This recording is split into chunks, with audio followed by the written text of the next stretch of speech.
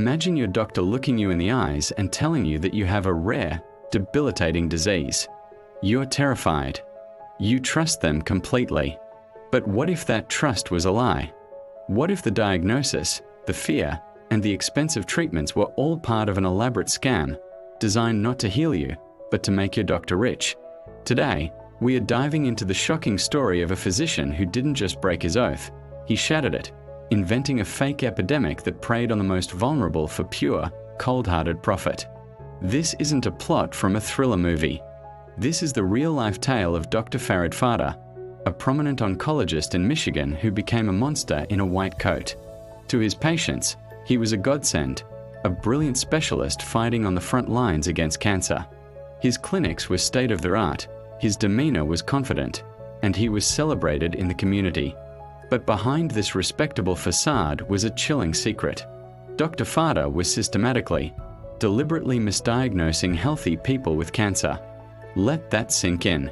People would come to him for a routine checkup, maybe for a minor ailment or even just for peace of mind. Instead of reassurance, they were handed a death sentence. He would tell them they had various forms of cancer, from non-Hodgkin's lymphoma to multiple myeloma. He'd show them scans, point to shadows, and use complex medical jargon to convince them that their bodies were under attack. The fear and confusion were overwhelming. When a respected doctor tells you that you have cancer, you believe him. You don't question it. You just ask, what do we do next? And that's where Dr. Fada's real scheme kicked into high gear. The treatment was always the same: aggressive, expensive, and completely unnecessary chemotherapy. He administered some of the harshest chemo drugs available, drugs with devastating side effects. These healthy individuals were subjected to grueling sessions that left them weak, sick, and in constant pain. Their hair fell out, their immune systems were obliterated, and their bodies were ravaged by poison. All for a disease they never had. But why? The motive was simple and sickening: greed. Chemotherapy drugs are incredibly expensive, and insurance companies, including Medicare, pay out massive sums for them. For every dose he administered, Dr. Fada's clinics billed insurance and pocketed a fortune. He wasn't just a doctor, he was the owner of his own oncology practice, a pharmacy, and a radiation treatment center. He controlled the entire process, from diagnosis to billing. This vertical integration allowed him to maximize his profits at every step. He was running a fraud factory, and his patients were the raw materials. The scale of his deception was breathtaking. Over several years, he administered over 9,000 unnecessary infusions to more than 550 victims. He gave one patient 177 chemo treatments for a cancer that was already in remission. He told another man he had terminal cancer and only months to live, prescribing years of brutal chemotherapy. The man quit his job, sold his belongings, and prepared to die. It was all a lie. So how did this house of horrors finally come crashing down? It wasn't a suspicious insurance auditor or a medical board review. It was one brave person on the inside who couldn't stand it anymore.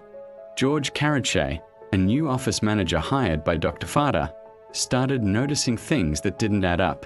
The sheer volume of chemotherapy being administered was astronomical. He saw patients who looked perfectly healthy being told they were riddled with cancer. One day, he saw a patient fall and break her leg in the office. When he rushed to help her, Fada casually remarked that he had to keep giving her chemo to keep the money coming in. That was the final straw. Carradshea knew he had to act. He secretly started copying patient records, gathering evidence of the fraud. He went to the authorities, blowing the whistle on one of the largest healthcare frauds in American history. The FBI launched an investigation, and what they uncovered was worse than anyone could have imagined. They found that Dr. Fada wasn't just giving chemo to healthy people, he was also giving excessive, medically dangerous doses to patients who actually did have cancer, just to bill for more drugs. He was poisoning the sick and the healthy alike. When Dr. Fada was arrested in 2013, the news sent shockwaves through the community. Patients were horrified. They had to confront the unthinkable reality that the man they trusted with their lives was the one who had systematically destroyed their health. Imagine the psychological whiplash.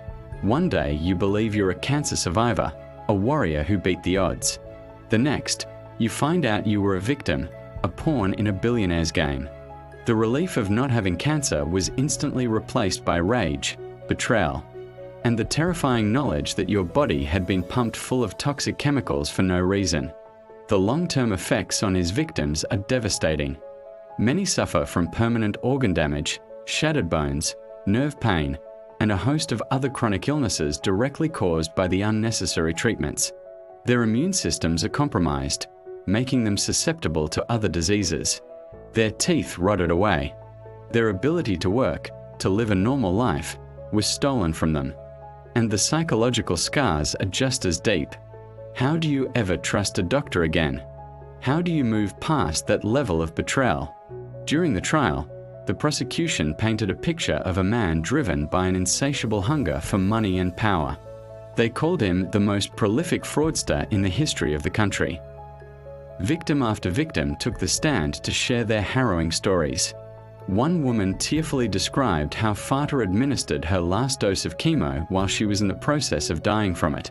A man spoke of losing his teeth and the constant pain he now lives with. Their testimonies were a powerful indictment of a man who saw human beings not as patients to be cared for, but as profit centers to be exploited. Dr. Fata's defense was weak. He claimed he was just an aggressive doctor, trying to give his patients the best possible chance. But the evidence was overwhelming. He had built an empire on lies, an empire worth over $17 million, all while destroying lives. In the end, he pleaded guilty. The judge, calling his actions huge and horrific, sentenced him to 45 years in federal prison. A long sentence, but for his victims, no amount of time could ever undo the damage. The Farid Fata case is a chilling reminder of how the trust between a doctor and a patient can be weaponized. It exposes the dark side of a for-profit healthcare system, where financial incentives can sometimes eclipse the primary duty to do no harm. It forces us to ask uncomfortable questions. How many other Dr. Fatas are out there? What safeguards are in place to prevent this from happening again? While the vast majority of doctors are dedicated professionals, this case shows the catastrophic consequences when one of them goes rogue. It's a story of greed, betrayal, and unimaginable cruelty. But it's also a story of courage. The courage of a whistleblower who risked his career to do the right thing. The courage of the victims who spoke out, ensuring their abuser would face justice. Their stories are a permanent warning, a testament to the resilience of the human spirit in the face of pure evil cloaked in a doctoress white coat. Thank you for watching. If this story shocked you, please share it to raise awareness about medical fraud. Don't forget to like and subscribe for more deep dives into stories that matter. See you next time.